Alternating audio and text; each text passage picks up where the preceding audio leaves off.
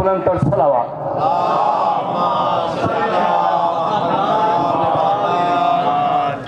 نعرہ تکبیر، اللہ اکبر، نعرہ رسالت، یا رسول اللہ، نعرہ حیدری، آواز بلند تر صلوات۔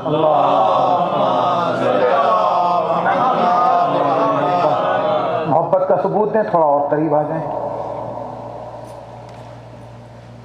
ایک مرتبہ اس سے بہتر اور بلند تر صلوات۔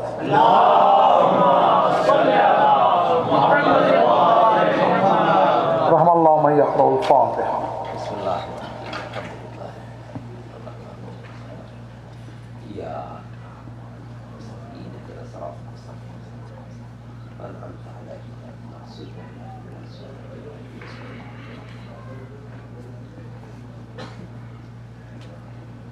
اللہم صلی علی محمد لا حول ولا قوة الا باللہ العلی العظیم۔ حسبنا اللہ ونعم الوکیل، نعم المولا ونعم النصیر۔ اعوذ باللہ من الشیطان الرجیم، بسم اللہ الرحمن الرحیم۔ الحمد للہ رب العالمین والصلاة والسلام علی اشرف الانبیاء والمرسلین رحمۃ للعالمین، الرسول المسدد المصطفى الامجد المحمود الاحمد ابی القاسم محمد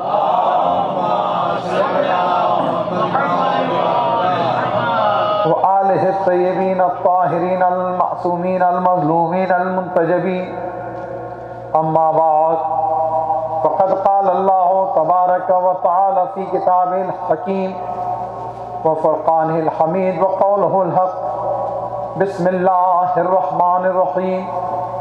یا ایہا الذین آمنوا اتقوا اللہ وابتغوا الیہ الوسیلہ وجاہدوا فی سبیلہ لعلکم تفلحون۔ صلوات۔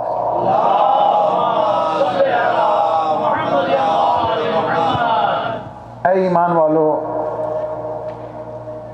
اللہ سے ڈرتے رہو اور اس کی راہ میں وسیلہ تلاش کرو۔ وجاہدوا فی سبیلہ، اور اس راہ میں مسلسل کوشش کرتے رہو۔ لعلکم تفلحون، تاکہ تمہیں کامیابی حاصل ہو۔ تو اس کا مطلب یہ کہ توسل اور وسیلہ کامیابی اور فلاح کا ذریعہ ہے، اور اتنا اہم ترین امر ہے کہ اسے نہ شروع میں بیان کیا گیا نہ آخر میں بیان کیا گیا، بلکہ خوف خدا اور جہاد کے حصار میں رکھا گیا۔ کل کی گفتگو کو آگے بڑھاتے ہوئے کہ حضرت امام موسیٰ کاظم علیہ السلام آپ امام برحق ہیں اور آپ ساتھ میں ہیں۔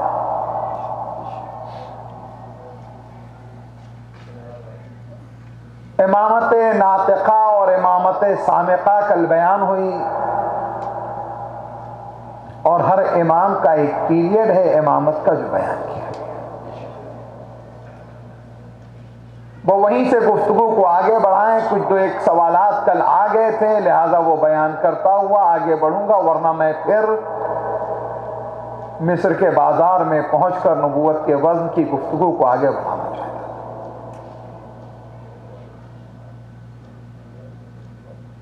حضرت اسماعیل سے جو سلسلہ اسماعیلی چلا، تو بڑھتے بڑھتے یہاں تک کہ مستعلی کے دو بیٹوں تک پہنچتا ہے۔ سچی اور جھوٹی امامت میں فرق یہ ہے کہ زمانوں کے فاصلے کے بعد بھی نہ ٹکراؤ نظر آئے گا نہ تصادم، لیکن اگر جھوٹے مدعیان نبوت اور امامت ہوں گے تو آپس میں ٹکرا جاتے ہیں۔ بھئی یہیں پر یہاں دو بھائیوں کے درمیان وہی ہوا جب مستنصر اور نزار میں ٹکرا۔ اسماعیلی سلسلہ یہاں تک یوں ہی چلتا رہا۔ اب جب مستنصر اور نزار میں جھگڑا ہوا، خونی جنگ ہوتی ہے امامت کے لیے، حکومت کے لیے، قیادت کے لیے، لیڈرشپ کے لیے، آخر میں دو طبقے وجود میں آئے۔ ایک جسے ہم بوہرا کہتے ہیں، دوسرے وہ جنہیں ہم آغا خان اسماعیلی کہتے ہیں۔ لیکن امامت کی طاقت کو کمزور کرنے کے لیے تاریخ میں کچھ کوششیں اور بھی ہوئیں، لیکن یہ یاد رکھیے گا نہ دعویٰ اسماعیل نے کیا، نہ دعویٰ محمد حنفیہ نے کیا، نہ دعویٰ زید شہید نے کیا۔ کیونکہ 2 سال پہلے ایک صاحب نے اسی غلط فہمی کا اظہار کیا۔ دیکھیے اس میں ہماری ذمہ داری ممبر والوں کی ہوتی ہے کہ جب ان واقعات کو نقل کریں تو اس کی باریکیاں بھی ضرور بیان کریں تاکہ اس کے نتیجے میں کوئی غلط فہمی ایجاد نہ ہو۔ حضرت محمد حنفیہ نے کبھی بھی امامت کا دعویٰ نہیں کیا ہے۔ ہاں ایک طبقہ کھڑا ہو گیا جو حضرت محمد حنفیہ کو امام کہنے لگا تھا، دلیل بھی عجیب و غریب لے کر آیا، منطق بھی عجیب و غریب لے کر آیا، کیونکہ مولا کائنات کے پہلے بیٹے امام حسن امام ہے تو ان کے بعد امام حسین امام ہے۔ اچھا یاد رکھیں یہ مقام امام حسن اور امام حسین کا ہے، بقیہ اماموں کے ہاں ان کی اولاد میں 2 بیٹے امام نہیں ہوئے۔ یہ امام حسن اور امام حسین کا ہے۔ اور میں نے حفظ مراتب کی جہاں اس سے پہلے بات کی تو ایک بات اور بھی کہتا ہوا چلوں، جب امام حسن اور امام حسین کے سلسلے میں رسول نے فرمایا الحسن والحسین سید شباب اہل الجنہ، حسن اور حسین جوانان جنت کے سردار ہیں، تو اس کے آگے آپ نے یہ بھی فرمایا وہ ابوہما خیر منہما، اور ان دونوں کے بابا ان دونوں سے بہتر ہیں۔ تو یہاں سے مقام علوی بھی سمجھ میں آیا، اس لیے کہ علی امام حسن کے بھی ہیں، علی امام حسین کے بھی ہیں۔ عزیزو ایک امام امام ناطق، یہی تو تھی ہماری گفتگو، دوسرا امام صامت۔ عزیزو امامتوں میں ٹکراؤ نہیں ہوتا، مستعلی اور مستنصر، مستعلی کے 2 بیٹوں میں ٹکراؤ ہوا مستنصر اور نزار میں، لیکن جب ایک زمانے میں ایک سے زائد امام ہوں گے تو جو درجہ امامت پر ہوگا دوسرا امام اس کی اطاعت کرے گا۔ اچھا کس طرح سے اطاعت کر رہا ہے کہ جب امام حسن صلح کرتے ہیں تو امام حسین ان کا ساتھ دیتے ہیں، اور جب امام حسین جنگ کرتے ہیں تو اس سے پہلے قاسم کو آپ تیار کر کے رکھتے ہیں کہ خط لکھ دیا کہ بیٹا اپنے چچا کا ساتھ دینا۔ تو یہ امامتوں کی تائید رہی ہے۔ مل کے صلوات میں بابا سے بولے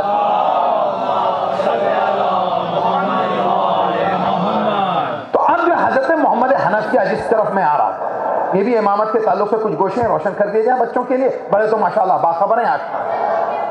جب ایک بڑی تعداد میں لوگوں نے یہ کہنا شروع کر دیا کہ محمد حنفیہ امام ہے، محمد حنفیہ امام ہے، کربلا کے واقعے کے بعد شیعت کی طاقت جو ہے نام حسین بن گیا، اور جب نام حسین طاقت بن گیا تھا تو جو طاقت ہوگا، جو قیادت کا سرچشمہ ہوگا وہ وارث حسین علی بن الحسین ہوگا۔ اب جب سب اسی طرف آ رہے ہیں تو ایک مرتبہ بنی امیہ نے یہ پلان کیا کہ اس قیادت کے سرچشمے کو کمزور کر دیا ہے۔ اور میں اکثر مجالس میں کہا کرتا ہوں یاد رکھیں شیعت کی 3 طاقتیں ہیں، ایک طاقت ہے ازائے امام حسین، دوسری طاقت ہے وجود امام زمانہ علیہ السلام، اور تیسری طاقت ہے مرجعیت۔ یہی وجہ ہے کہ دشمن ان تینوں محاذ کے اوپر حملہ کر رہا ہے اور ہمیں ان تینوں محاذ کی حفاظت کرنی ہے۔ حفاظت اس وقت کریں گے کہ جب معرفت امام زمانہ ہوگی، حفاظت اس وقت کریں گے کہ جب ہم عزاداری کی اہمیت اور اس کی برکتوں کو سمجھیں گے۔ اہمیت اور برکتیں یاد رکھیے گا کہ کچھ دیر کے لیے عزاخانوں میں آ کر شریک ہونے کے ساتھ نہیں ہوتی ہے، اہمیت عزاخانوں میں باہر کھڑے ہونے کے ساتھ نہیں ہوتی۔ یاد رکھیے گا وقت گزاری کے ساتھ مجلسیں نہیں ہوتی ہیں، پر اس کی اہمیت کو سمجھیے گا۔ میں نے عرض کیا کہ اس فرش عزا کی جب بات ہے تو یاد رکھیے گا اس پہ آدم بیٹھے ہوتے ہیں، اس پہ نوح بیٹھے ہوتے ہیں، اس پہ ابراہیم بیٹھے ہوتے ہیں، اس پہ موسیٰ بیٹھے ہوتے ہیں، اور جو جتنی دیر بیٹھا ہوتا ہے اتنی دیر کا حصہ پا رہا ہوگا۔ اس کا ثبوت یہ ہے کہ حدیث اور روایات میں آیا ہے کہ قیامت کے دن جہنمی تو گیا جہنم، اس کا تو بیڑا غرق ختم، لیکن جو جنت میں گئے ہوئے ہیں اس کے بعد انہیں حسرت ہوگی. کیا حسرت ہوگی؟ جنت میں حسرت. وہ کہیں گے اے کاش ہم نے اور نیکیاں کر لی ہوتی تاکہ ہم اس مقام پر پہنچ گئے ہوتے جس پر ہمارا دوسرا بھائی ہے. تو اللہ اکبر, خدا ہمیں اس حسرت سے بھی محفوظ رکھے. مل کے صلوات پڑھیں بآواز بلند.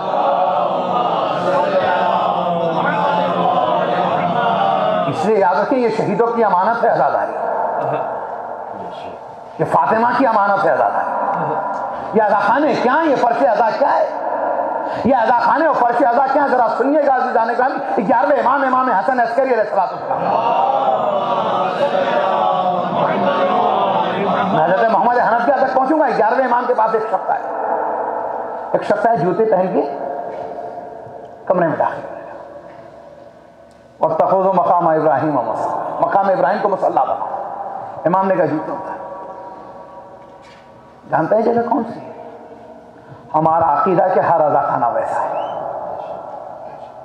ایک مرتبہ امام نے وہ فرش ہٹایا, وہ کارپیٹ ہٹایا اور ہٹانے کے بعد سنیے گا عزیزو, کل ایک تسلسل سنا تھا, آج ایک تسلسل سنیے گا. بس کارپیٹ ہٹایا میرے مولا نے, ہٹانے کے بعد ایک مرتبہ کا کیا دیکھ رہا ہے کہ مولا اس میں تو بہت زیادہ نقش قدم ہے, میری سمجھ میں نہیں آ رہا. بھائی امام کونے پر لے کے گئے کہ یہ دیکھ رہا ہے کہ یہ آدم کا نقش قدم ہے, یہ حابیل کا نقش قدم ہے, یہ شیش کا نقش قدم ہے, یہ مہلائل ہے, یہ یارد ہے. پھر اس کے بعد آگے جا کے آپ کہتے ہیں یہ قنوش ہے. پھر اس کے بعد کہتے ہیں یہ نوح ہے, تورق ہے, ابراہیم ہے, اسماعیل ہے, اسحاق ہے, قینان ہے. پھر اس کے بعد آپ فرماتے ہیں یہ موسیٰ ہے, عیسیٰ ہے, یوشع ہے, شمعون ہے. پھر اس کے بعد ادریس ہے, یونس ہے, الیاس ہے, متہ ہے. پھر اس کے بعد آگے آپ نے فرمایا یحییٰ ہے, زکریا ہے, عیسیٰ کا قدم ہے. پھر اس کے بعد فرمایا یہ سرکار ختمی مرتبت کا قدم ہے. اس کے بعد فرمایا یہ میرے جد مولا کائنات کا قدم ہے, یہ امام حسن کا قدم ہے, یہ امام حسین کا قدم ہے, یہ امام زین العابدین کا قدم ہے, یہ امام باقر کا قدم ہے, یہ امام جعفر صادق کا قدم ہے, یہ امام موسی کاظم کا قدم ہے, یہ امام علی رضا کا قدم ہے, یہ امام محمد تقی کا قدم ہے, یہ امام علی النقی کا قدم ہے, یہ امام حسن عسکری نے کہا یہ میرا قدم ہے. اس نے دیکھا,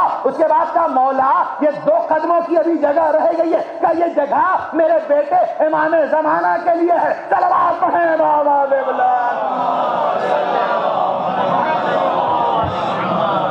ایک مرتبہ اس سے بہتر اور بلند تر صلوات پڑھے گا بآواز بلند. وہ بھی آئیں گے کہ یہ معمولی جگہ نہیں, یہاں کون آتا ہے؟ انبیاء آتے ہیں, ائمہ آتے ہیں, فرشتے آتے ہیں. اللہ اکبر.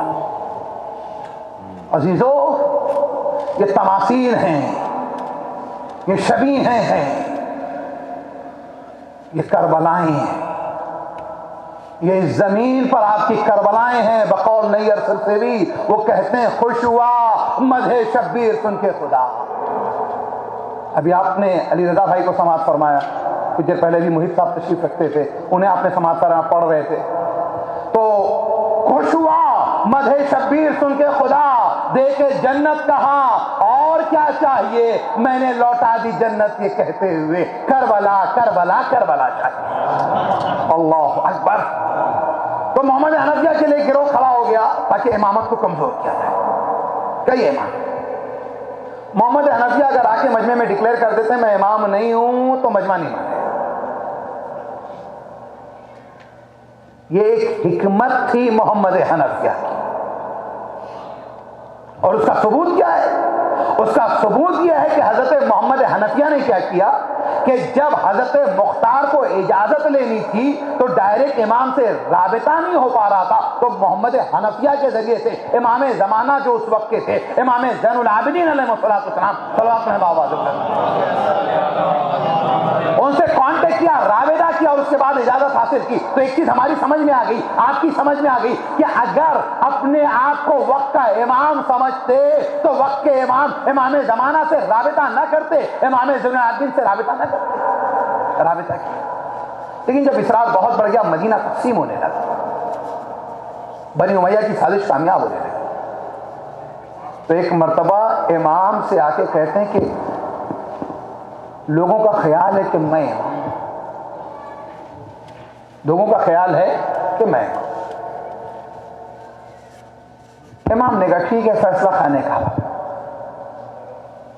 چلیے مسجد الحرام. اس لیے کہ پہلے بھی تو کعبے نے ہی فیصلہ کیا تھا, علی ابن ابی طالب کے لیے دیوار میں در بنا تھا, اب دوسرے علی کی بات تھی, پھر خانہ کعبہ فیصلہ سنائے گا. چلے آپ مولا نے پورا موقع دے دیا کہ چچا جان پتھر پر واجب ہے امام کی اطاعت، پتھر پر امام کی اطاعت واجب ہے، اگر ہم اطاعت نہ کریں تو ہم پتھر سے بدتر ہیں۔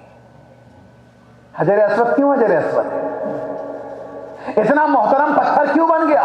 کہ اس لیے کہ پتھروں میں جب ائمہ کی ولایت پیش کی گئی، خدا کی توحید، رسول خدا کی نبوت، مولا کائنات اور بقیہ ائمہ کی امامت، تو جس نے سب سے پہلے علی ولی اللہ کا وہ حجر اسود ہے، سب سے پہلے جس نے علی ولی اللہ کا وہ حجر اسود ہے۔ یہ علی ولی اللہ کہنے کا انعام ہے کہ وہ خانہ کعبہ میں جا دیا گیا، اور آج طواف کا آغاز بھی وہیں سے ہوتا، اختتام بھی وہیں سے ہوتا، ہر امتی جا کے اسے چومتا۔ کیوں چوما جاتا ہے؟ اس لیے کہ علی ولی اللہ کہا سب سے پہلے۔ اگر پتھر علی ولی اللہ کہنے میں سبقت کرے تو چومے جانے کے لائق ہے، تو بتاؤ کیا علی چومے جانے کے لائق نہیں ہوگا؟ علی کا حرم چومے جانے کے لائق نہیں ہوگا؟ علی کی زری چومے جانے کے لائق نہیں ہوگی؟ اس لیے کہ علی ولی اللہ حجر اسود کو، معمولی پتھر کو حجر اسود بنا دے تو کیا مقام علی ابن ابی طالب ہے؟ صلوات پڑھیں بابا سے ایک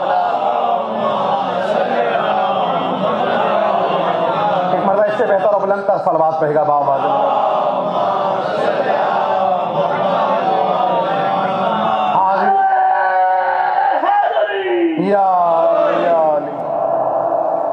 آئے چچا سلام کیجئے، اس کے اوپر واجب ہوگا جواب دے گا۔ محمد حنفیہ نے سلام کیا، حجر اسود خاموش،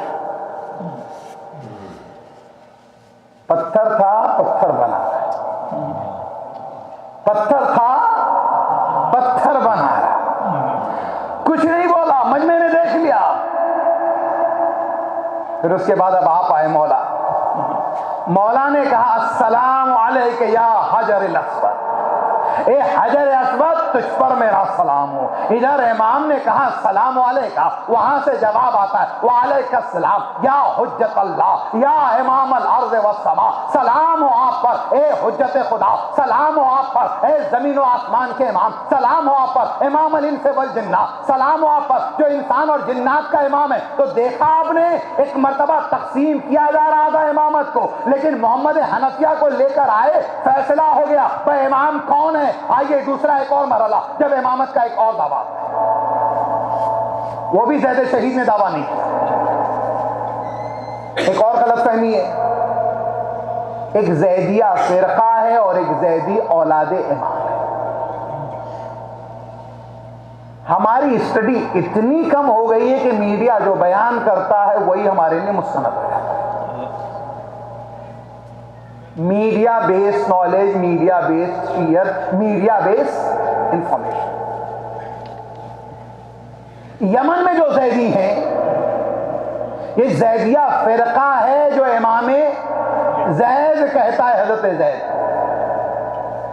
لیکن پھر سن لیجیے گا زید شہید نے دعوی امامت نہیں کیا، ان کے بیٹے یحییٰ نے دعوی امامت نہیں کیا تھا۔ دشمن نے ایک مرتبہ پھر امامت کو کمزور کرنے کے لیے چوتھے کے دور میں ہوا، کیونکہ کربلا کے واقعے کے بعد شیعت جو ہے عزائے امام حسین کی وجہ سے طاقت بن گئی تھی۔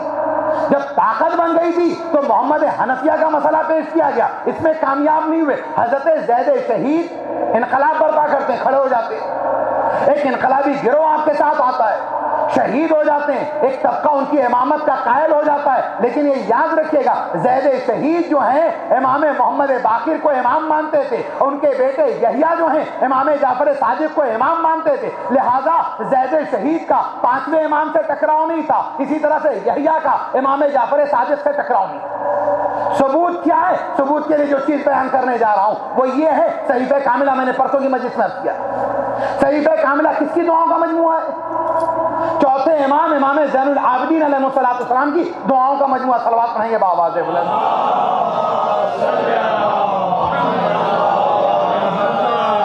چوتھے امام نے اس کتاب کو محفوظ رکھنے کے لیے یہ انتظام کیا تھا کہ اپنے ہاتھوں سے دعائیں لکھی، دعائیں لکھی اور اس کے 2 نسخے 2 کاپیاں بنائیں۔ ایک کاپی آپ نے اپنے بیٹے امام محمد باقر علیہ السلام بڑے بیٹے کو دی، صلوات پڑھے گا بآواز بلند۔ دوسری کاپی جو ہے آپ نے اپنے دوسرے بیٹے حضرت زید شہید کو۔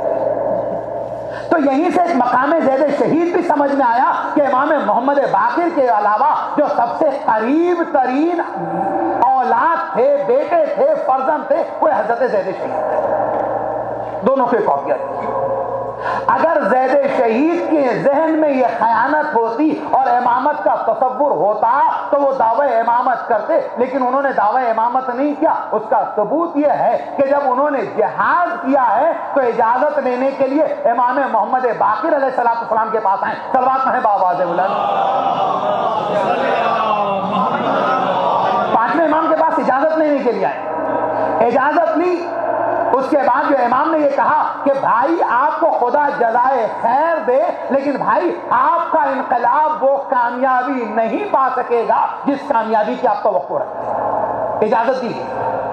اب آئیے، جو زید شہید سے سلسلہ سادات کا ہے وہ زیدی سادات کہلاتے ہیں۔ زیدی اور ہیں، زیدیہ اور ہیں۔ زیدی وہ ہیں جو سادات ذوی الاحترام ہیں، حضرت زید شہید کے بیٹے یعنی زید ابن علی ابن الحسین ابن علی ابن ابی طالب ابن ابی طالب، یہ وہ سلسلہ ہے۔ اور اس کے بعد زید شہید کے بیٹے جو ہیں یحییٰ، باپ کے بعد انہوں نے علم جہاد کو اٹھایا۔ جب وہ جانے لگے تو انہوں نے چھٹے امام جعفر صادق علیہ السلام سے اجازت لی، تو یہ دشمنان دین کی سازش تھی کہ امامتوں کو تقسیم کریں۔ اب آپ سے اجازت لی اور اس کے بعد جانے لگے تو کیا کیا سنیے گا، کیونکہ چوتھے امام نے صحیفہ کاملہ کی 2 کاپیاں رکھی تھی، ایک پانچویں امام کو دی تھی، ایک زید شہید کو دی۔ زید شہید جب شہید ہونے لگے اور گئے تو ان کو یقین ہو گیا شہید ہو جائیں گے، تو انہوں نے کہا مولا نے فرمایا میری شہادت ہونے والی، میرے پاس ایک امانت ہے میرے بابا کی، اس امانت کو تم اپنے پاس رکھو، یحییٰ کے حوالے کیا۔ اور اس کے بعد کہا کہ سنو، جب تم جہاد کے لیے آؤ گے تو مجھ سے میرے مولا نے فرمایا کہ اس جنگ میں تم بھی شہید ہو جاؤ گے، لہذا جب تم آنے لگنا تو اس نسخے کو وقت کے امام جعفر صادق علیہ السلام کے حوالے کر دینا۔ صلوات پڑھیے گا بآواز بلند۔ تو وہ نسخہ جو پانچویں امام سے ایک آیا تھا چھٹے امام تک، دوسری کاپی جو آئی یحییٰ شہید کے ہاتھوں سے آئی، تو اس کا مطلب یہ کہ زید اور یحییٰ کو وقت کے اماموں سے اختلاف نہیں تھا، وہ ان کے اطاعت گزار تھے۔ پھر اس کے بعد میں یہ سلسلے امامت پہ تقسیم کا ایک رخ کیا آیا۔ پھر اس کے بعد چھٹے امام کے زمانے میں نے عرض کیا کہ چھٹے امام کے بیٹے جو ہیں ان کی زندگی کے اندر امام بنا دیے گئے، جو پوری تفصیل میں نے کل بیان کی۔ اس کے بعد ایک فرقے نے ایک اور فرقہ تیار کیا گیا۔ اچھا، یہ فرقے جو تیار کیے گئے تو ایک فرقہ جو ہے بنی امیہ نے تیار کیا، بقیہ فرقے جو تیار کیے گئے وہ بنی عباس سے۔ بنی عباس کے دور میں 7ویں امام موسیٰ کاظم علیہ السلام، صلوات پڑھے گا بآواز بلند۔ 1-2 دن نہیں، آپ کی امامت کا عرصہ بہت لمبا ہے، 35 سال ہے۔ ان 35 سالوں میں ہمارے 7ویں امام جو 14 سال قید خانے ہیں۔ 14 سال کوئی معمولی مدت نہیں، اس لیے کہ جب ہم چوتھے امام کا غم مناتے ہیں اور روتے ہیں تو ہم یہ کہتے ہیں کہ میرا مولا 1 سال قید تھا، 1 سال قید تھا۔ اگر 1 سال کی قید چوتھے امام کی آپ کو محسوس ہوئی ہے تو محسوس کیجئے گا کہ 7ویں امام کا 14 سال قید خانوں میں رہنا کوئی معمولی بات نہیں ہے۔ اور قید خانہ چونکہ میں مصائب نہیں پڑھنے جا رہا ہوں، لیکن روایتوں میں ملتا ہے کہ آپ جس قید خانے میں تھے اگر قیام کے لیے کھڑے ہونا چاہتے تھے تو کھڑے نہیں ہوتے۔ یہ شیعت آپ کے پاس آسانی سے نہیں پہنچی ہے، اس شیعت کی قدر کیجئے، اس لیے کہ شیعت یہ بازاروں سے نہیں آئی ہے، شیعت درباروں سے نہیں آئی ہے، شیعت جو ہے کس طرح سے آئی ہے؟ قربانیوں سے آئی ہے، شیعت ایثار سے آئی ہے، شیعت اپنا سب کچھ لٹانے کے بعد آئی ہے۔ ان قربانیوں کی قدر کیجئے۔ بقول شاعر وہ کہتا ہے حرف حق اتنا مختصر بھی نہیں، ختم ہوگا یہ دار پر بھی نہیں، عادتاً آ گیا ہوں مقبل میں، اب تو کاندھے پر میرے سر بھی۔ تو ہماری تاریخ یہ ہے کہ سر دینے کی تاریخ ہے، اولاد دینے کی تاریخ ہے، مال دینے کی تاریخ ہے۔ عزیزو یاد رکھیے، بڑی اچھی بات کہی تھی ساحل سبسری نے، ایک مصرع ان کا، مر جائیے حسین سے دھوکہ نہیں۔ یہ ادا امام حسین کی قدر کیجیے، مر جائیے حسین سے دھوکہ نہیں۔ کیا منہ دکھائیں گے ہم جناب اس کے؟ کیا منہ دکھائیں گے مولا کو؟ عزیزو یاد رکھو، ان کی عزاداری کی جو ہم کر رہے ہیں، جو سلسلہ 1400 سالوں سے قیامت تک رہے گا، اس عزاداری کو ہماری ضرورت نہیں ہے، عزاداری ہماری ضرورت ہے۔ فرش عزا کو تمہاری ضرورت نہیں ہے، ہمیں فرش عزا کی ضرورت ہے۔ ہمیں یاد رکھیے، ہمارے ہاتھ اٹھیں نہ اٹھیں، بھائی انسان اور جنات نہ ماتم کریں، فرشتے ماتم کر رہے ہیں۔ بقتل ارض و سما، عزیزو یاد رکھیں، ہماری نواخانی کی ضرورت نہیں ہے، ہمارے ماتم کی ضرورت نہیں ہے، ہماری خطابت کی ضرورت نہیں ہے، ہماری ذاکری کی ضرورت نہیں ہے۔ بس سنو گے عزیزو، زمین پہ کوئی فرشتہ آتا الگ الگ کام سے آتا ہے، کوئی روح قبض کرنے کے لیے آتا ہے، کوئی رزق پہنچانے کے لیے آتا ہے، کوئی گرتے ہوئے بچے کو اٹھانے کے لیے آتا ہے، کوئی کسی اور بیمار کی مدد کے لیے آتا ہے، مختلف کاموں سے فرشتہ آتا ہے، کسی بھی مختلف کام سے فرشتہ آتا ہے، لیکن جو کام سے آتا ہے وہ کام کر کے چلا جاتا ہے۔ خانہ کعبہ جائے نہ جائے، نجف جائے نہ جائے، لیکن روایات میں کہ زمین پہ جو بھی فرشتہ آتا ہے کسی بھی کام سے آئے، کربلا ہوئے بغیر نہیں آتا۔ وہ فرشتہ زمین پہ کسی بھی کام سے آئے تو کربلا ضرور ہو کے آتا ہے، کربلا ضرور جاتا ہے۔ اور روایتوں میں کہ جب وہ زمین پہ آتا ہے کسی کام سے تو حوریں اس سے کہتی ہیں، ارے خوش نصیب ہے تو کہ کربلا ہو کے آئے گا، جا رہا تو وہاں سے میرے لیے خاک شفا لے کے آنا، وہاں سے تسبیح لانا، کربلا کا تبرک لانا، خوش نصیب ہے۔ اور روایتوں میں یہ ہے عزیزوں، ہم کوششیں کرتے ہیں کربلا پہنچ جائیں، زیارت کے لیے پہنچ جائیں، جو نہیں پہنچ پا رہا تو اس کے لیے یہ عزا خانہ کربلا ہے۔ یہ عزا خانہ کربلا تو سنو گے، کربلا کیا ہے؟ کربلا کیا ہے؟ شقاوت جانتے ہیں کسے کہتے ہیں؟ اردو میں شقی کس کو کہا جاتا ہے؟ جس کا دل سخت ہو، یہی ہے نا، جس کا دل سخت ہو اسے شقی کہا جاتا ہے، دل سخت۔ آنکھوں سے آنسو نہ آئے کہتے ہیں یہ بھی شقی ہے۔ کسی کا جملہ نہیں نقل کر رہا ہوں۔ چھٹے امام امام جعفر صادق علیہ السلام،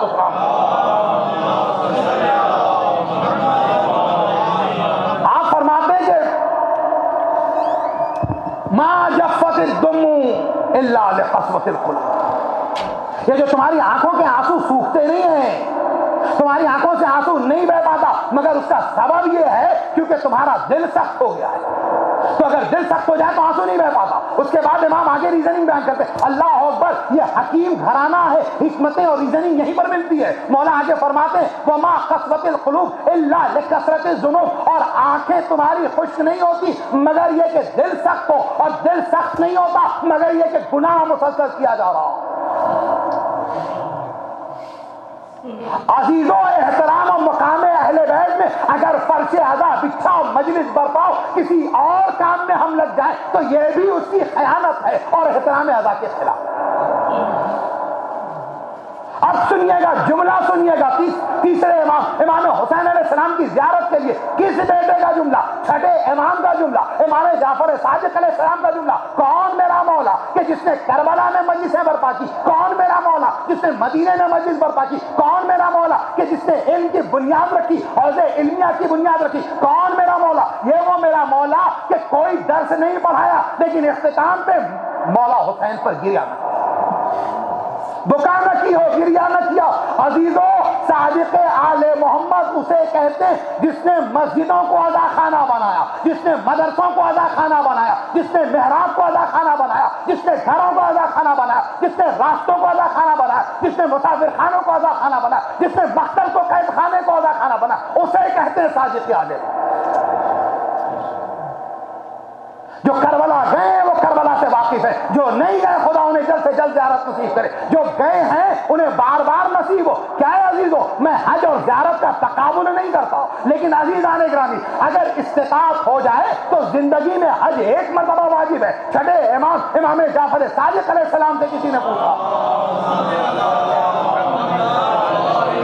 چھٹے امام جعفر جعفر صادق صاحب سے کسی نے پوچھا مولا زیارت امام حسین کے لیے کتنی بار جانا چاہیے، کتنی بار جانا چاہیے؟ امام کیا فرماتے ہیں؟ خدا اسباب فراہم کرے انشاءاللہ تعالی، حدیث بیان کروں گا، اسباب فراہم کرے، آسانیاں پیدا کرے، ہم جا سکیں۔ مولا فرماتے ہیں امیر کے لیے سال میں 2 مرتبہ، غریب کے لیے سال میں 1 مرتبہ اگر ممکن ہے۔ اللہ اکبر، کیا ہے کربلا؟ نہیں پہنچ پا رہا ہے، یہ عزا خانے آپ کے لیے کربلا ہے۔ اس کربلا کی قدر کیجیے۔ عجیب بات ہے، آپ سے قیامت کے دن آنکھوں کے بارے میں سوال ہوگا، اس کربلا کے بارے میں نہیں سوال ہوگا۔ آپ سے اولاد کے بارے میں سوال ہوگا، ان عزا خانوں کے بارے میں نہیں سوال ہوگا۔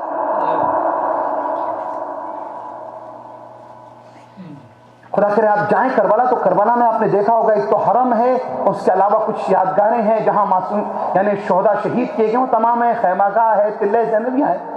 دور جائیں تو ایک مقام امام زمانہ علیہ السلام کہلاتا، صلوات پڑھیں بآواز بلند۔ کہ اس کی ریزن کیا، اس کی وجہ کیا؟ وعدہ کیا؟ عزاداری کیجئے، ماتم کیجئے، نماز پڑھیے۔ کہا اس لیے کہ امام کو اکثر غیبت کبریٰ میں وہاں روتا ہوا پایا گیا، جو مقام امام زمانہ۔ اس کے برابر میں جو باغ ہے، باغ امام جعفر صادق، باغ امام جعفر صادق علیہ السلام جو ہے نا، اس سے فاصلہ اچھا خاصا ہے حرم کا، حرم کا اچھا خاصا فاصلہ ہے۔ لیکن آپ اس فاصلے کو دیکھیے گا، جو فاصلہ ہے روایتوں میں ملتا ہے کہ کربلا کس طرح آتے ہیں۔ کربلا جب آتے ہیں تو یاد رکھیں کربلا اور رضا خانوں کا جو دستور ہے اس اصول کو نہ ختم کیا ہے۔ چھٹے امام وقت کا امام ہے، جب آتے ہیں تو وہ باغ کے پاس اپنے گھوڑے سے اتر جاتے تھے، سواری سے اتر جاتے تھے۔ روایتوں میں بھی مسائل تک نہیں پہنچا ہوں، لیکن آپ اندازہ لگے گا مولا اتر جاتے تھے، نہیں اترتے نہیں تھے، اتارے نہیں جاتے تھے، اپنے آپ کو گرا دیتے تھے، گرا دیتے تھے، اور اس کے بعد مولا گھٹنوں کے بل چلتے ہوئے قبر تک آتے۔ یہاں اس طرح نہیں آتے عزیزو جس طرح ہم آتے ہیں۔ یہ حسین کا گھر ہے عزیزو، جنہیں یہ چیز مل گئی یہ بڑی نعمت ہے۔ جائیں ان جگہوں پر جہاں لوگوں کے پاس یہ نعمت نہیں موجود ہے۔ کبھی اس عراقی سے پوچھئے گا جو 30 سال تک کربلا میں رہنے کے بعد نہیں ہو سکا ہے،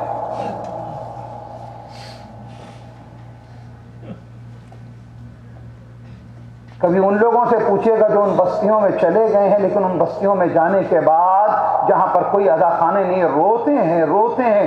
عزیزو کیوں روتے ہو؟ ہجرت کرو، اس لیے کہ شریعت میں حکم ہے کہ جہاں تم اپنے دین پر عمل نہیں کر سکتے ہو وہاں سے نکل جاؤ، جہاں پر تم عمل کر سکتے ہو وہاں رہو، تمہارے لیے رہنا جائز نہیں۔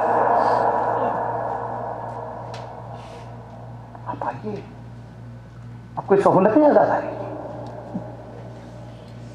نعمتوں کا نہ ہونا مصیبت ہے، نعمتوں کا مل جانا اور اس کے بعد اس کی قدر نہ کرنا اس سے بڑی مصیبت ہے، اس سے بڑی مصیبت ہے۔ ایک مثال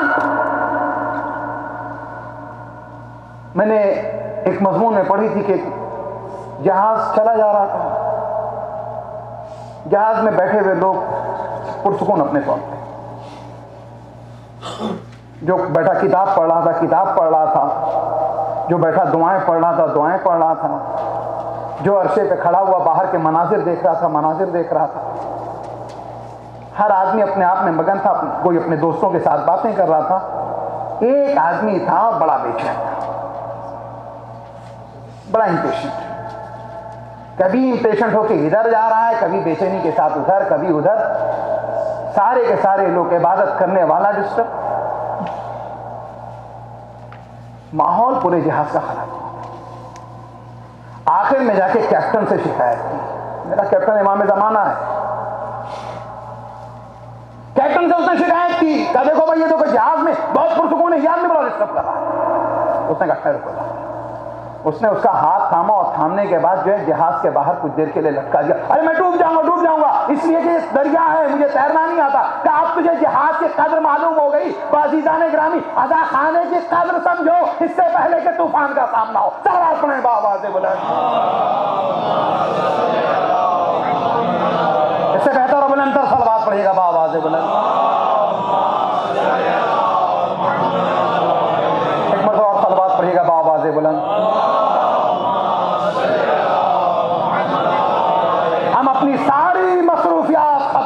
आते हैं रज़ा खानों, आपके एक एक लम्हों का हिसाब लिखा जाता है। हमें एहसास महरूमी ना हो। अभी आपने देखिए आंसुओं के ताल्लुक से कितना बेहतरीन कलाम सुना था मोहित फाजली साहब का। 4 मिसरे सुनिए, आंसू हैं क्या? 4 आंसू गमे शह में जो बहा देते हैं, 4 आंसू गमे शह में जो बहा देते हैं, दिन हो फौलाद तो ये मोम बना देते हैं। इनकलाबी हैं ये आंसू, इन्हें समझो न हकीर, खुद तो पानी है मगर आग लगा देते हैं। आग उस वक्त लगेगी कि जब आप इनकलाबी सिपाही लश्कर में होंगे, लश्कर के बाहर रहेगा तो इनकलाब नहीं बरपा होगा। अजीजों, गदीर भी इंतजार का नाम है, करबला भी इंतजार का। गदीर में नबी ने इंतजार किया कि सब आ जाए, अली की विलायत बयान की जाए। करबला में हुसैन ने इंतजार कर लिया कि हबीब आ जाए, होर आ जाए, फिर उसके बाद करबला की जाए। वक्त हुसैन को फिर आप इंतजार करवाएंगे? वक्त हुसैन होर और हबीब का इंतजार कर रहा है। ए होर से फत लोग, ए हबीब के इताअत गुजारो, आओ ये मकसद तुम्हारा इंतजार कर रही है। रज़ा खाना, इस वक्त तुम्हारी जिम्मेदारी यही है। जिम्मेदारियां वक्त के साथ बदलती, याद रखिएगा, वक्त के साथ बदलती हैं। इसलिए कि इमाम हसन के जमाने में जब सुलह हो गई तो जिम्मेदारी ये थी इमाम ने जो कहा है उस पर कायम रहना। करबला आते आते जिम्मेदारी बदल गई थी। इमाम ज़ैनुल आबिदीन इस्लाम के जमाने में जिम्मेदारी बदल गई थी। अज़ा अज़ा अज़ा अज़ा, हुसैन हुसैन हुसैन, मातम मातम। इमाम मोहम्मद बाकिर का जमाना आते आते फिर बदल गई थी। अज़ा के साथ तरवीज उलूम मोहम्मद वाले मोहम्मद। सलवात पढ़ें बाबा से बुलाएं। तो मेरी गुफ्तगू कहाँ गई कि छठे इमाम फरमाते हैं, क्या फरमाते हैं? सादिक़ आले मोहम्मद अलैहिस्सलाम फरमाते हैं कि जो करबला आए, मौला की हदीस मैंने बयान की थी, 3 दिन उसको मेहमान कर। मौला फरमाते हैं करबला आओ तो इतने दिन रुको कि जिसमें तुम्हारे दिल में शकावत न रहे। अभी तो मैंने जब पहली मर्तबा ये हदीस पढ़ी ना, पढ़ने के बाद मैं रो रहा था, कुछ देर तक मैं अपने हाथ को संभाल नहीं सका। मैंने पढ़ दिया, आपने सुन लिया, कैफियत पैदा की अपने आप। मौला कहते हैं कि करबला आओ, जब रुको तो अपने आप में शकावत में पैदा करो। मैं सोचने लगा कि जो करबला ज़ियारत के लिए आ रहा है उसके दिल में कौन सी शकावत होगी। शकी हमारे किसे कहा जाता है? शकी कत्ल करने वाले को कहा जाता है, शकी ज़बा करने वाले को कहा जाता है, शकी सैनियां मारने वाले को कहा जाता है, शकी खैमा जलाने वाले को कहा जाता है, शकी जुल्म करने वाले। मौला ये आपके जायर हैं, अज़ादार हैं, चाहने वाले, मातमदार हैं। मौला ये शकी कैसे हो सकते? ये तो आए आप पर रोने के लिए, ज़ियारत करने के लिए, ये शकावत कैसे करेंगे? मौला आप बताइए, बताइए आप, क्या ये किसी को ज़बह करेंगे? अब तो खैमों में आग नहीं, बल्कि उसके ऊपर रोने के लिए आए। मौला ने कहा शकावत ये है कि करबला में आने के बाद जो पहले दिन तेरी कैफियत है वो दूसरे दिन न रह जाए। ये हमारे हक में शकावत नहीं महसूस किया। जो पहले दिन तेरी कैफियत थी करबला में आने के बाद, अगर दूसरे दिन नहीं रही तो यह हमारे हक में शकावत है। अगर तीसरे दिन का हर मर्तबा तेरी कैफियत बेहतर से बेहतर होनी चाहिए, ज्यादा से ज्यादा रिफ़्क़त होनी चाहिए, ज्यादा से ज्यादा मोहब्बत होनी चाहिए, ज्यादा से ज्यादा राबिता होना चाहिए, ज्यादा से ज्यादा उल्फत होनी चाहिए। अजीजों, क्या मतलब है? मैं जब गिरोह मेरे साथ जाता है, ग्रुप जाता है ज़ियारत के लिए, लोग कहते हैं मौलाना 10 दिन करबला में रुकेंगे। नहीं, मैंने कहा 10 दिन नहीं, जाओ 3 दिन रुकेंगे, फिर नजफ जाएंगे, फिर तड़प रहेगी, फिर वापस आना। पहले 10 दिन रुकोगे। मैंने उसके बाद एक मरतबा बहुत इसरार किया इस साथ में, और उसका सबूत बताता हूं मैं। कहीं हम लोग ज्यादा रुकते हैं, पहले दिन जब पहुंचता है तो रास्ते नहीं बंदा कह रहा है, बस देखा मौलाना उतरने के बाद तो हम फौरन हरम में जाना चाहेंगे, पहले हरम में जाना चाहेंगे। पहले दिन यही हो रहा। दूसरे दिन क्या होता है? हरम में जाएंगे तो फजर की नमाज में तो चला गया, जोहर में गायब हो जाता। तीसरे दिन और कम होने लगता है। 5 लोगों का क्या हुआ? बस ज़ियारत के लिए जा रहे हैं, पहले दिन फौरन जरी के ऊपर, देर तक जरी के ऊपर है, लेकिन अब दूसरे दिन वो कैफियत नहीं रही, बस तीसरे दिन वो कैफियत नहीं रही। अजीजों, मेरा मौजू अपनी जगह, आज मैंने ये बात छेड़ी है تو مکمل کر کے آگے بڑھوں گا تاکہ حسین کو پہچانو. اگر محرم میں بھی حسین کو نہیں پہچانا تو کب حسین کو پہچانو گے؟ اس فرصت کا فائدہ اٹھاؤ. یہ فرصت گفتگو کے لیے نہیں ہے, ٹھٹے مارنے کے لیے نہیں ہے, وقت گزارنے کے لیے نہیں ہے. حسین کے ماننے والے تو حسینی بن کر حسین کے فرض پر رہو, اس لیے کہ کربلا کے مقتل کے اندر حسین کے خیمے سے یزید کے لشکر کا فاصلہ زیادہ نہیں تھا. اللہ آپ کو ہم کو چننا ہے کہ ہمیں کہاں بیٹھنا ہے. میں آپ کو ایک دلیل دوں, میں اس چیز کو بیان کرنے سے پہلے چننا ہے آپ کو. میں بتاؤں, کئی مرتبہ ہوتا کسی گھر میں حادثہ ہو جاتا, سانحہ ہو جاتا, موت ہو جاتی, باپ مر گیا, خداوند تعالیٰ جن کے والدین مرحوم ہو چکے ہیں خدا ان کے درجات بلند کرے, جن کے زندہ ہیں خدا ان کے والدین کو سلامت رکھے. والدین کی سلامتی کی صرف دعا کر کے آگے نہ بڑھ جائے. سلامت ہے, خدا ان کو سلامت رکھے, لیکن ساتھ ان بچوں کو توفیق دے کہ ان والدین کے حق میں نیک بچے بن جائیں, ان کی اطاعت کرے. اللہ اکبر. تو دیکھا ہوگا کئی مرتبہ کہ اگر کسی کے گھر میں حادثہ ہوا, مجلس ہوئی, باقاعدہ مجمع موجود تھا, تعزیت و تسلیت ہوئی, کچھ دیر کے بعد نظر وغیرہ لگی, اگر ایک طرف جس کا باپ مرا اکیلا بیٹھا ہو, کیسا لگے گا؟ سب کے سب ایک طرف چلے گئے, کھانے کے لیے بیٹھ گئے. ایک مرتبہ وہ جو جس کا باپ مرا تھا, جس کے اصال ثواب کی مجلس تھی, ایک طرف بیٹھا ہوا تھا. ایک صحابہ کہنے مولانا وہ اکیلا بیٹھا ہے. تڑپ گئے, ہم تڑپ گئے, جا کے اس سے ملے, میرے بھائی کیا ہوا, آؤ ہم تمہارے ساتھ بیٹھتے ہیں, ہم سب بیٹھ کے کھانا کھائیں گے, پہلے تم کھاؤ گے. عزیزو جس سے کوئی رشتہ نہیں ہوتا, اگر اس کے گھر میں کوئی حادثہ ہو جاتا ہے تو اسے فرش پر اکیلا نہیں چھوڑتے. اب اس کے بعد کہتے ہو کہ ہم فاطمہ کو مانتے ہیں, امام زمانہ کو مانتے ہیں, اس فرش پہ انہیں اکیلا کیوں چھوڑتے ہو؟ اس فرش کی قدر کرو. ہم سے باقی نہیں ہے ماتم شبیر, ہم تو خود اس غذا سے پلتے ہیں, ہماری غذا ہے ماتم شبیر.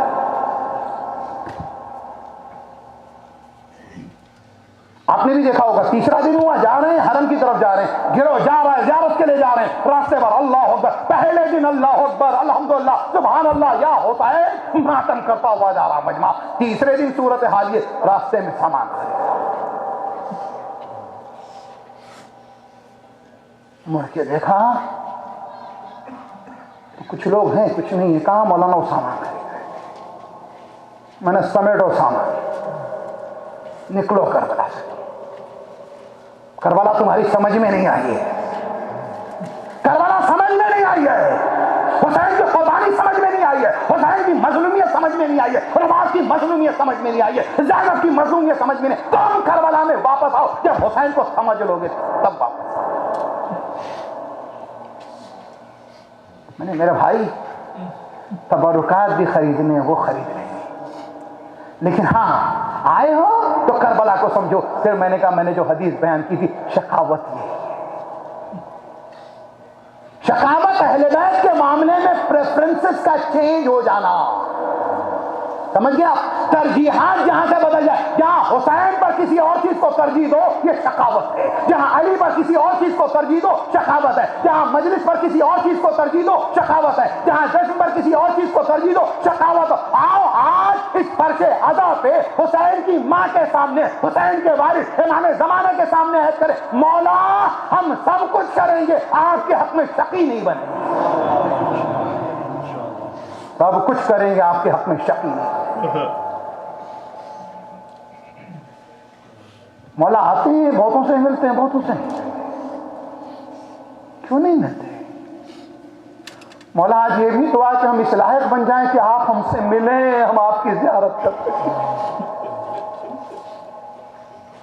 مولا آپ ہی نے تو ہم سے کہا ہے کہ اگر کوئی سلام کرے تو سلام کا جواب دو. مولا یہ کیسے ہیں ہم ہر سال ہر نماز کے بعد, ہر مجلس کے بعد, ہر پروگرام کے بعد آپ کو سلام کرتے ہیں, آپ جواب نہیں دیتے.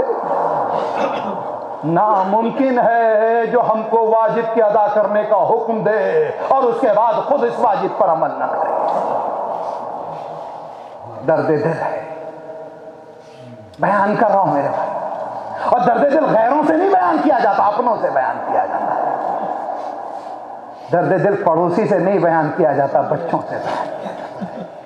درد دل دشمنوں سے نہیں بیان کیا جاتا, دوستوں سے بیان کیا جاتا ہے. عزیزو ہمارے اور آپ کے درمیان ولایت کا رشتہ ہے، ہمارے آپ کے درمیان حسینیت کا رشتہ ہے، ہمارے اور آپ کے درمیان عباس کے علم کے پرچم کے توسط سے رشتہ ہے۔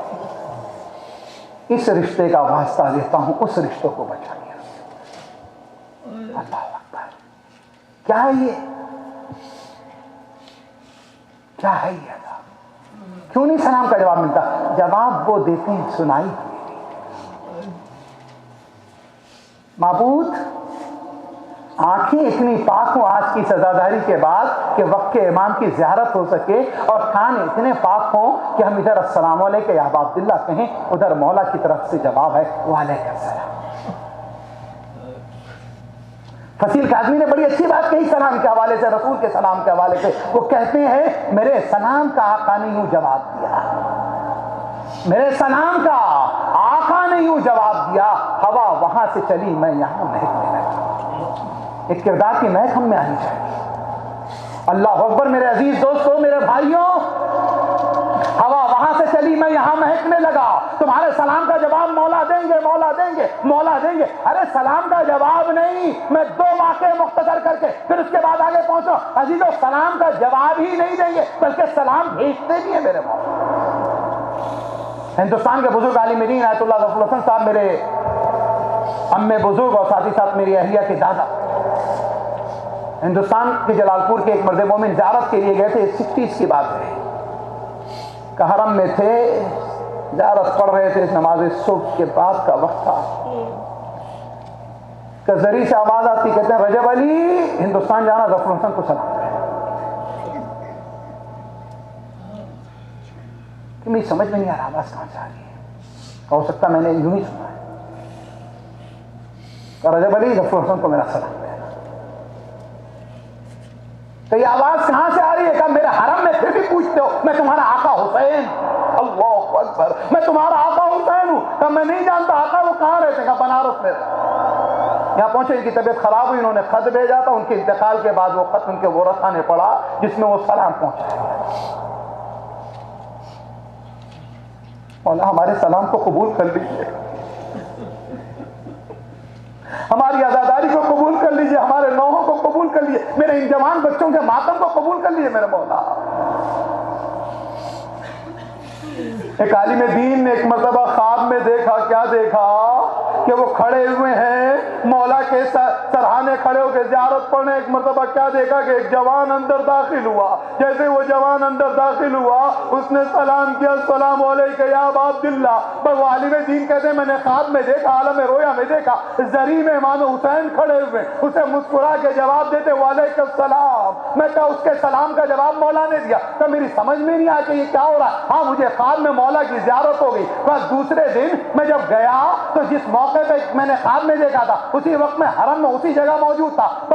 کیا دیکھتا ہوں کہ باب الاجابت، باب القبلہ سے ایک نوجوان داخل ہوتا، یہ نوجوان جسے میں نے خواب میں دیکھا تھا، کہ اس نوجوان نے اجازت لی، داخل ہوا، اس نے کہا السلام علیکم یا ابا عبداللہ۔ پھر میں نے یہ منظر دیکھا کہ مولا ہے کھڑے ہو کے وعلیکم السلام کہہ رہے ہیں، یہ مسکرا رہا۔ تو اس کے بعد زیارت تمام کی، اس نے گیا، میں دوڑا ہوا اس کے پیچھے آیا، ہاتھوں کو جوڑ کے کہا اے میرے بھائی تو بہت عظیم ہے۔ عزیزو یاد رکھیں مولا کسے پسند کر لے، مولا کی بارگاہ میں کون قریب ہو جائے، مولا کا کون اپنا ہو جائے۔ مولا وہب کو اپنا لیا، مولا حر کو اپنا لیا، مولا ہم سب کو بھی آج کی رات اپنا لیجئے گا۔ اگر آپ نے چھوڑ دیا تو ہم کہاں جائیں گے؟ مولا اگر آپ نے چھوڑ دیا تو موت بھی ہماری خراب ہوگی۔ مولا اگر آپ نے چھوڑ دیا تو قبر کی منزلیں بھی سخت ہو جائیں گی۔ مولا اگر آپ نے چھوڑ دیا تو قیامت کے دن جب سب کھڑے ہوں گے، زندگی بھر ہم نے حسین حسین کہا، اس دن حسین کہیں گے تو ہمارا نہیں تھا، تو مولا دشمن بہت ہنسیں گے، دشمن بہت ہنسیں گے۔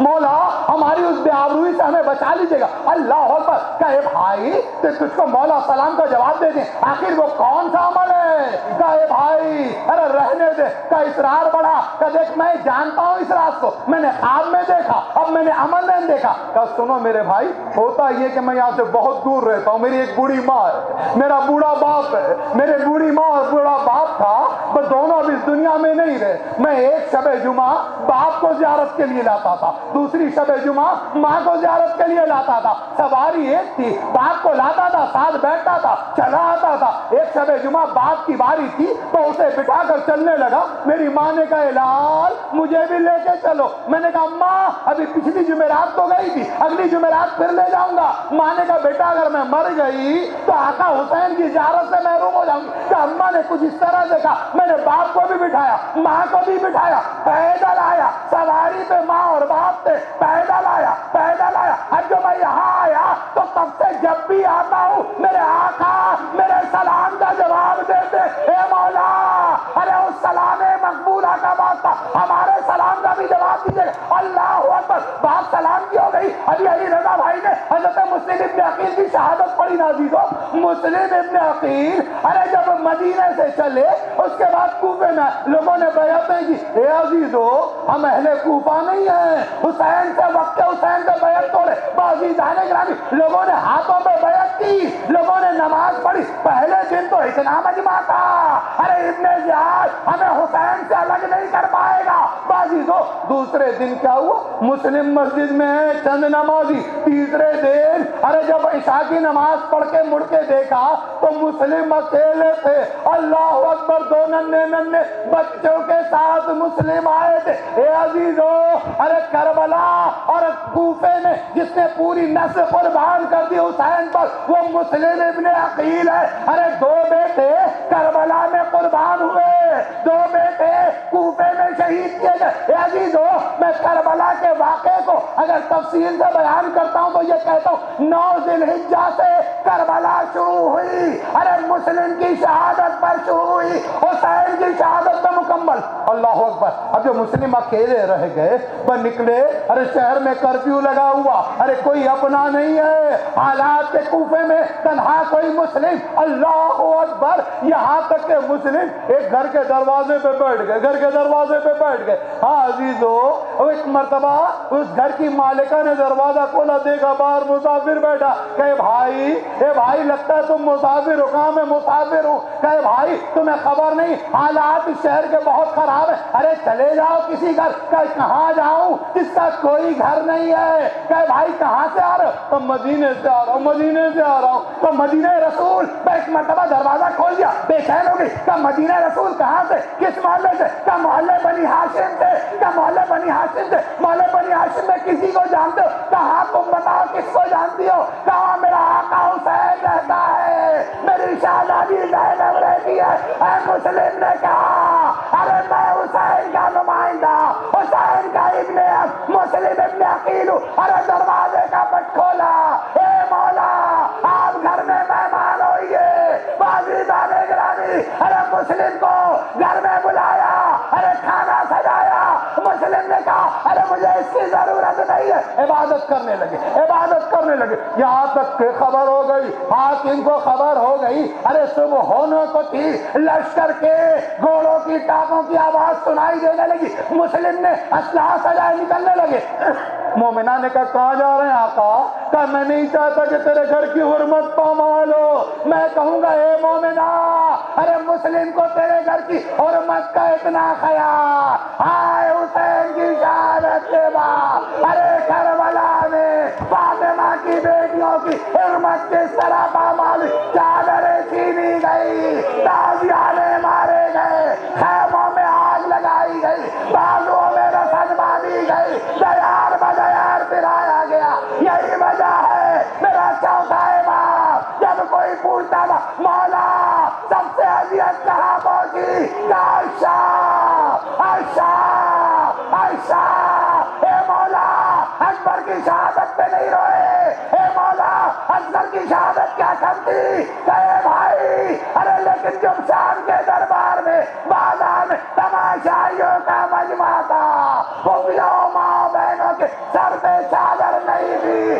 ظالم کہہ رہا تھا یہ زینب ہے، یہ ام کلثوم ہے، میرا سر جھکا ہوا تھا، بچن جملے رحمت تمام عزیز و جنگ ہوئی یہاں تک کہ مسلم ابن عقیل کو ایک گڑھا کھود دیا گیا، بس دھوکے سے گرا دیا۔ اب جو گرا دیا گیا، اب مسلم ابن عقیل کو زنجیریں پہنا دی گئی، قید کر لیا گیا۔ اب جو قید کر لیا گیا، اس کے بعد مسلم سے کہا کوئی وصیت ہے؟ کہا ہاں، میرا قرض ادا ہو جائے، یہ میرے زرع اور میرے سامان کو بیچ کر۔ اس کے بعد کہتے ہیں میرے بچوں کو مدینے بھیج دیا جائے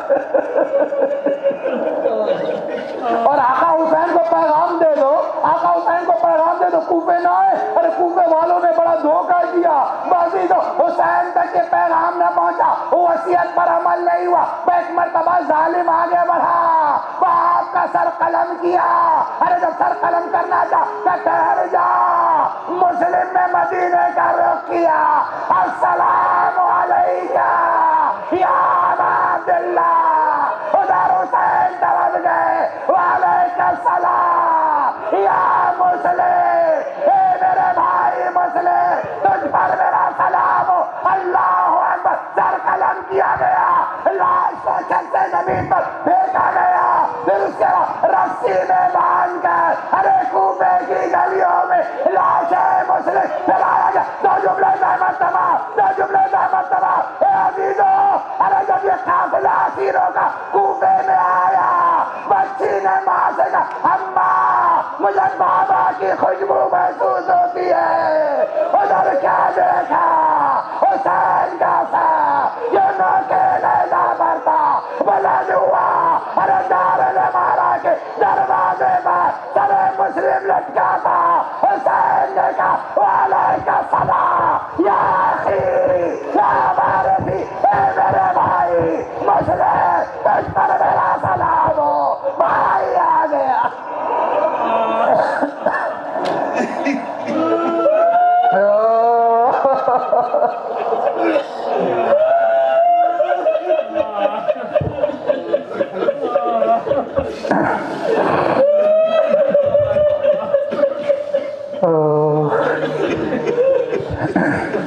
پانچ مرتبہ کریمہ مجید کی تلاوت کریں میرے ساتھ۔ بسم اللہ الرحمن الرحیم، اللہم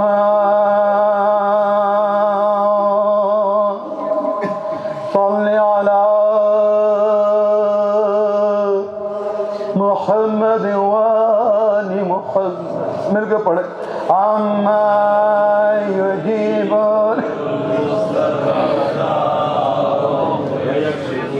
عما یجیب المضطر اذا دعاه ویکشف السوء، عما یجیب المضطر اذا دعاه ویکشف السوء، عما یجیب المضطر اذا دعاه ویکشف السوء، عما یجیب المضطر اذا دعاه ویکشف السوء۔ اللہم صلی علی محمد وآل محمد۔ الہی بے قدر ابی و بال بنیا پروردگار اپنے چاردہ معصومین کا واسطہ، شہدائے کربلا کا واسطہ، پروردگار ہماری سزاداری کو قبول فرما، پروردگار شہزادی جناب سیدہ کو ہم سے راضی فرما، پروردگار ہماری کوتاہیوں غلطیوں کو معاف فرما، پروردگار ہم نے بیوی کو مہمان کیا، بیوی ہم سے راضی ہوں، پروردگار بیوی کو ہم سے راضی فرما، پروردگار آزائے امام حسین کو فروغ عطا فرما، جس کی راہ کی تمام رکاوٹوں کو دور فرما، پرچم تشیعوں کو سر بلندی عطا فرما، پرچم کفر و طاغوت کو سر نگو فرما، مل کے سب کہیں الہیہ میں پروردگار ہم سب کی حاجات شریعہ کو پورا فرما، پروردگار دنیا کو گہوار امن و امان بنا، جنت البقیع جنت المعلا کو آباد فرما، بارگاہ زینب یا جناب سکینہ کی حفاظت فرما، ہمارے اعمال سے وقت کے امام کو راضی و خوشنود فرما، اپنے حبیب کے صدقے میں تمام مریضوں کو بالخصوص مولانا عزیز رضا صاحب کو شفائے کامل و عاجل عطا فرما، تو انہیں صحت و تندرستی عطا فرما، پروردگار ایمان کے ظہور میں تعجیل فرما، ہمارا نام ان کے ناصرین میں رقم فرما، ربنا تقبل منا انک انت السميع العليم وأحسن الحسين